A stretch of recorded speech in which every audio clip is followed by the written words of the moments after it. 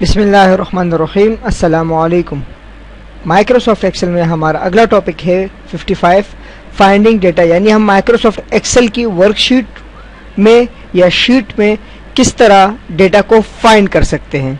इस शीट में हमारे पास इस वक्त डेटा तो कम है, बट अगर हमारे पास डेटा ज़्यादा हो तो हमें इसमें फाइंड की मदद से किसी भी चीज़ को आसानी या किसी भी डेटा को आसानी से हम फाइंड कर सकते हैं। इस डेटा में अगर हमें कुछ फाइंड करना हो तो इसके लिए हम जाएंगे रिबन में फाइंड की कमांड पे और यहाँ से फाइंड की कमांड को सेलेक्ट करेंगे। अब फाइंड वर्ड, यहाँ पे हमने तलाश करना है क्या। अब यहाँ पे आके हम वो वैल्यू तलाश करेंगे जिसे हमने फाइंड करना है। जैसे कि मैं तलाश कर रहा हूँ नूर को मैंने क्लिक किया, फाइंड। अब यहाँ पे हमारे पास एक नूर, फार्मूला बार में देखेंगे नूर पे इस वक्त हमारा जो है सेल पॉइंट मौजूद है।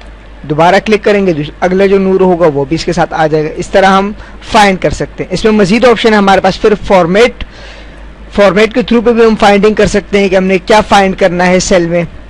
इस तरीके से विद इन शीट में भी कर सकते हैं और एंटायर वर्कबुक विंडो में, यानी यहाँ वर्कबुक विंडो में जितनी शीट होगी उसमें भी हम अपने डेटा को तलाश कर सकते हैं जो लफ्ज आपने लिखा होगा।